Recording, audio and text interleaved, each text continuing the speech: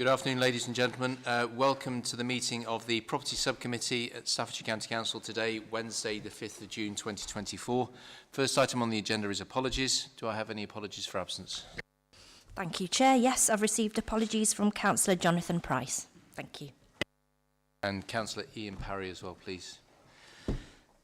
Minutes of the meeting held on the 1st of May 2024. Can I have have your approval to sign those off as a correct record of the meeting? I'll move that. That is moved. Agenda item 4 is the transfer of land at St John's Primary School, Keele. Where has he gone? Councillor DeVille. Yeah, thank you, Chairman. Transfer of land at St John's Primary School is a fairly straightforward transfer, Chairman, of land ownership prior to St John's transferring to an academy. Specifically, this transfers the access road, some car parking and a grass bank.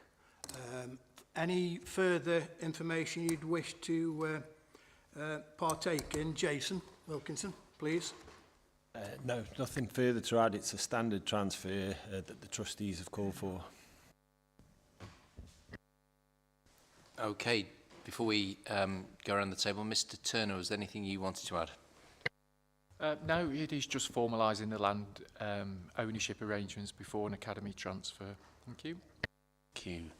Legal? No comments. It's a standard statutory transfer. Finance? No further comments. Valuation? No comment from me, Mr Chairman. No, thank you. Local member? Just as you're about to take a sip of your coffee. Sorry about that. None received, thank you, Chair. Members of the committee, any observations? We're back with you, Mr DeVille, for the recommendations. One recommendation, Chairman, that the transfer of the freehold interest in the property required under the School Standards and Framework Act of 1988, as amended by the Education and Inspections Act 2006. One recommendation, Chairman. You've heard the recommendation. All those in favour? Agreed. That is unanimous. Agenda item 5 is academy lease approvals. Councillor DeVille, we are back with you. Thank you, Alan. It's standard item. It's academy leases for 5 school sites, as shown in the schedule.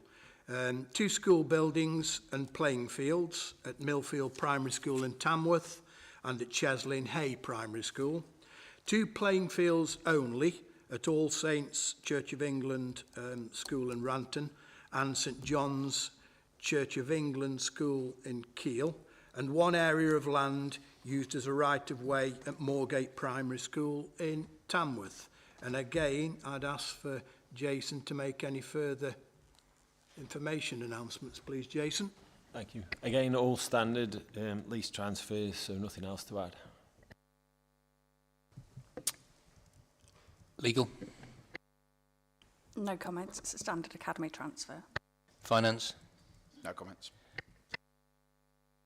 I have no further comment either, thank you. Mr Turner, was there anything else you wanted to add? No, nothing from me, thank you.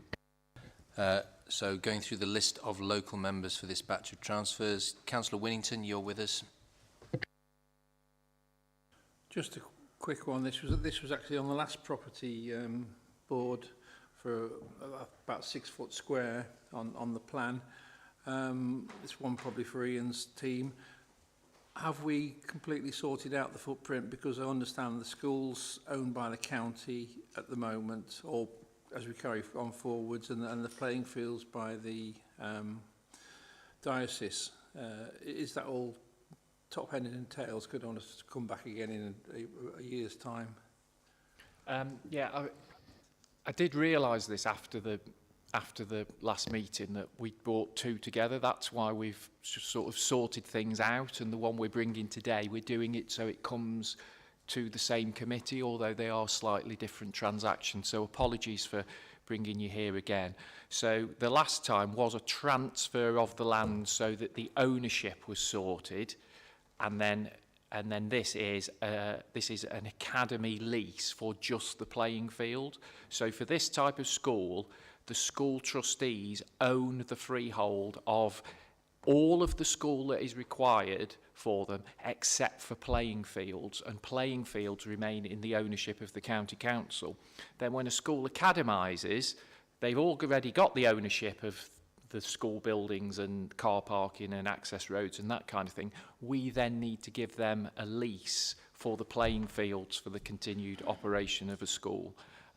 Not necessarily a process designed by us, we just have to follow those rules and regulations. So yeah, apologies that we did the transfer of the land ownership separately from the decision about the leasing out of the playing fields. We've put that right now and we will do in the future.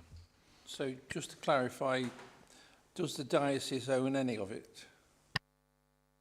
Yeah, they do. They own the school buildings, and they own all of those bits that aren't playing fields. And the county council owns the playing fields and leases them to the diocese for the operation of the school. Sorry, Chair, just one more question, really.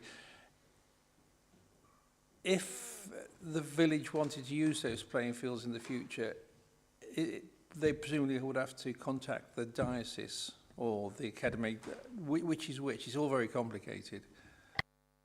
They have to contact the school, essentially. Even with maintained schools, operationally, we don't get involved with who else can use the school facilities when they're not being used for teaching and education provision purposes. So we don't get involved in that. We let the school decide what is best there. But certainly, once it becomes an academy, all the responsibilities in terms of who can use that land and buildings and how they are maintained goes over to the academy. Again, I'll get asked these questions, so I might as well get them out of the way now. The school at the moment has not got the best Ofsted results. If the worst case scenario happens and the school becomes defunct, what happens to the buildings and the playing field then? Definitely the playing fields return to us. I'm afraid I have to confess, because I've never experienced this, I don't know what happens to a voluntary aided school if the school becomes defunct.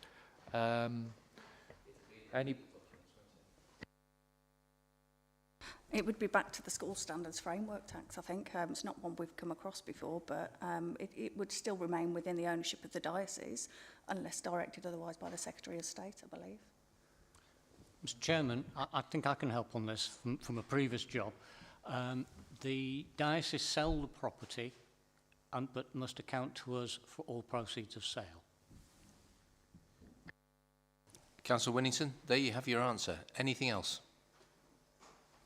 Sorry to ask the odd difficult question, as per usual. That's why we want the local members to come in to ask those questions that perhaps haven't been addressed. So thank you very much for asking those. Anything else, Councillor Winnington, on this particular one? Right, Millfield School, Coleshill, that's me, and I have no local member observations.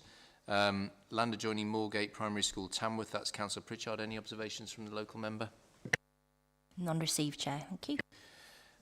Next is Cheslin Hay Primary with Councillor Williams and Councillor Perry. Any observations from them? None received again. Thank you, Chair. And St John's CAV Primary School, Quarrybank Road, Keele. Councillor Huckfield, any observations from him? None received. Thank you. Thank you. Members of the committee, you've heard the conversation that's happened to this point. Any other observations before we go back for the recommendations? Nobody's indicating. Councillor DeVille, we're back with you.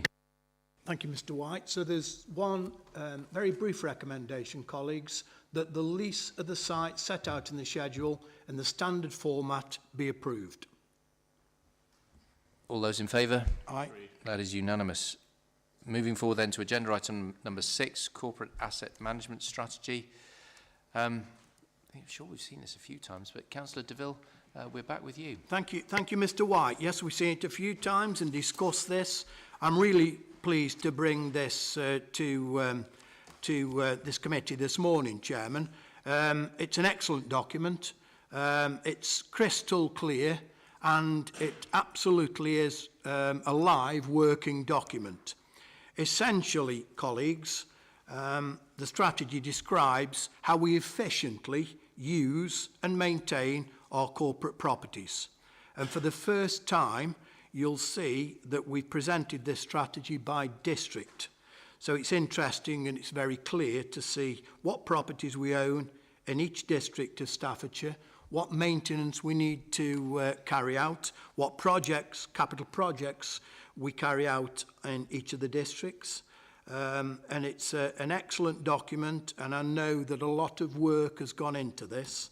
Can I, Chairman, bring Wendy in to add anything else that you'd wish to bring this morning, Wendy? Thank you, Mark. The previous property strategy was subject to a number of recommendations to strengthen our approach to asset management. Working with Councillor DeVille, we pulled together a working group from colleagues from finance, audit, insight and policy, representative from the directorates, etc. The corporate asset management strategy is founded on Staffordshire County Council's strategic plan, and following information gathering, the working group reviewed and outlined considerations for the new strategy. This included new ways of working, climate change, technology, the ability of our assets to support regeneration and economic growth, opportunities for integration and partnership working, energy efficiency, cost and utilisation, compliance, and the possibility of promoting health and well-being and social value. At this stage, we shared our first draft with SIPFA and asked for examples of good practice that could be shared. The draft corporate asset management strategy was then produced, which covers links to our Staffordshire County Council's strategic priorities, driver for change, links to governance process, an overview of the types of assets and numbers, running costs, asset utilisation, and the asset process linked to operational and corporate requirements. Following feedback, a section on risk assessment was added. The district asset plans are available for each district using the same format and provide the reader with a high-level overview of what is happening locally across corporate and school programme. The district asset plans will be subject to annual review and will be disseminated to members shortly, should it be approved. The documents were also shared for comments and presented at SLT, Informal Property Subcommittee, Informal Cabinet, and presented today to the Property Subcommittee for approval. Thank you very much indeed. A comprehensive description of the report, Mrs. Woodward. Thank you very much indeed. We have been through this many times, it feels. I wouldn't say I could recite it, but you get the gist of how thoroughly well briefed I feel. So to the members of the committee, obviously you're presenting it, Councillor DeVille. Councillor White, do you have any observations? No. We're back with you with the recommendations, I think, Councillor DeVille. Thank you, Mr. White. Again, just one recommendation, colleagues, to approve the corporate asset management strategy as a replacement to the existing property strategy. All those in favour? Agreed. Oh, that's agreed. Thank you very much indeed. And it is a comprehensive document. It's really excellent. The level of detail in here is just tremendous. So thank you very much indeed for all the work on that. Now, we then move on to agenda item number 7, which is the exclusion of the public. I move that the public be excluded from the meeting for the following items of business, which involve the likely disclosure of exempt information as defined in the paragraphs of Part 1 of Schedule 12A as amended of the Local Government Act 1972 as indicated below.